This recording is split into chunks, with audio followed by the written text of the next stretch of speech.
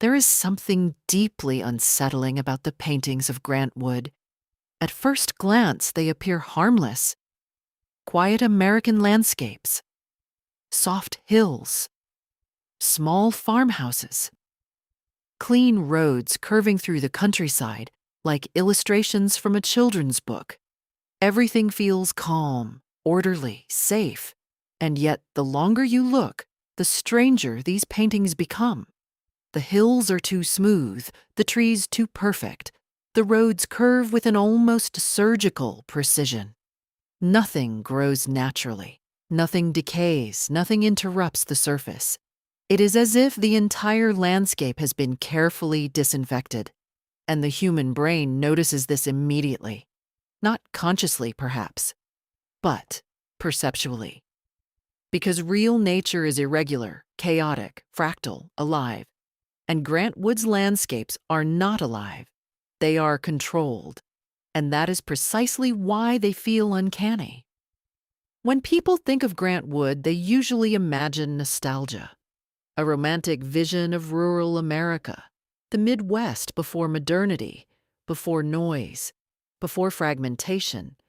But his paintings do not actually function like memories.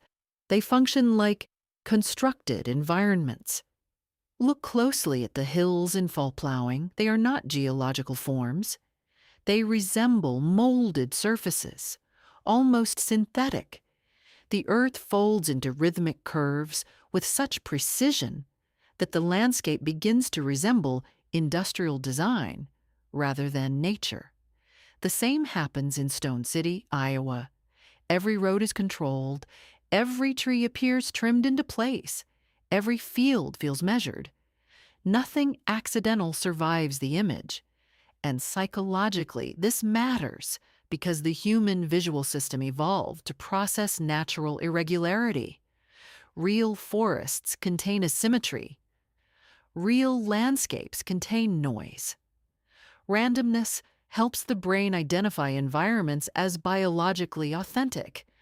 But when order becomes excessive, perception shifts. The environment stops feeling alive and starts feeling staged, almost like a simulation. And this is why Grant Wood's paintings create such strange, emotional tension. They appear comforting, but they do not feel safe.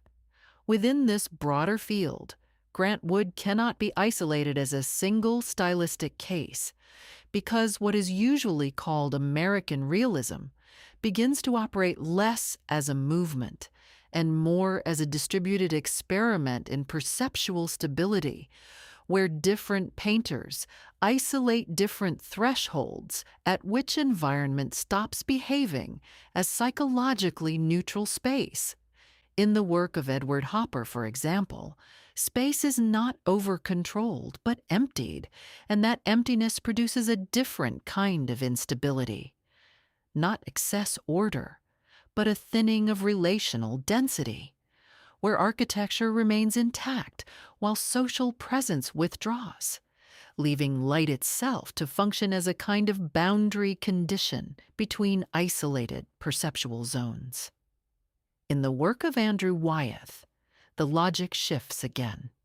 The environment becomes intensely material, almost tactile in its surface pressure, yet simultaneously resistant to interpretive access, as if proximity to matter itself cancels narrative readability, producing a state where the world is too close to be fully cognitively processed. And against these two deviations, Grant Wood occupies a more rigid and structurally over-stabilized position. Not emptiness like Hopper, not tactile closure like Wyeth, but systematic over-coherence, where contingency is removed before it can register as visual possibility, and landscape becomes a field of enforced continuity rather than observed variation. What emerges across these differences is not style, but a shared question distributed across three perceptual regimes. What happens when space is emptied too much? When it is made too dense? or when it is held together too precisely for biological randomness to enter. Usually, the uncanny valley refers to artificial humans.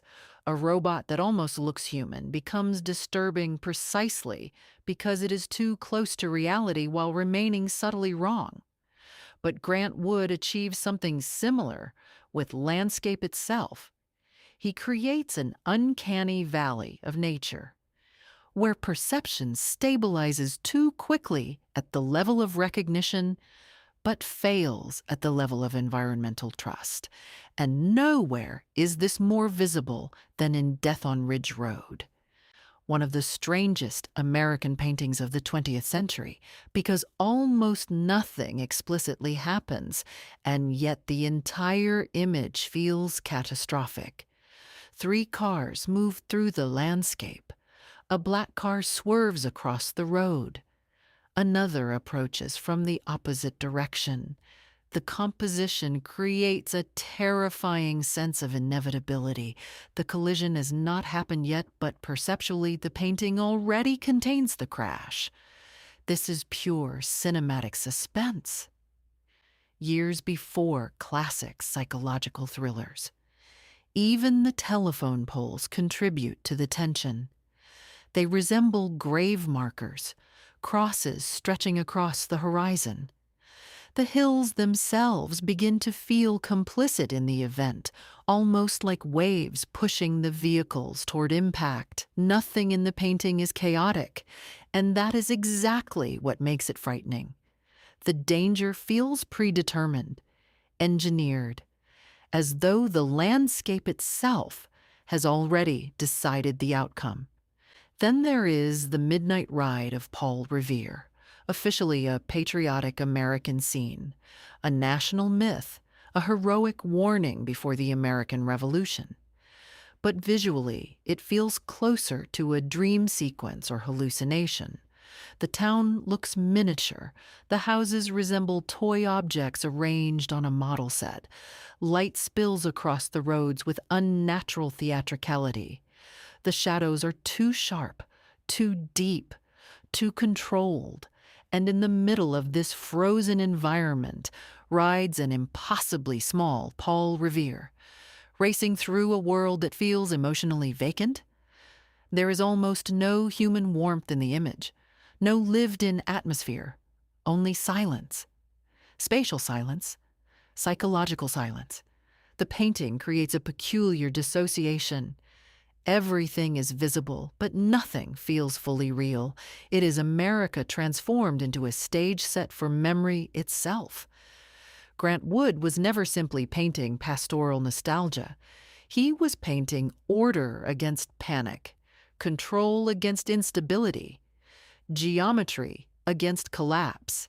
And this is why his paintings still affect viewers so strongly today, because beneath their calm surfaces lies the psychological tension of a world trying desperately not to fall apart. The landscapes are beautiful, but the beauty feels overcorrected, sterilized, held together too tightly.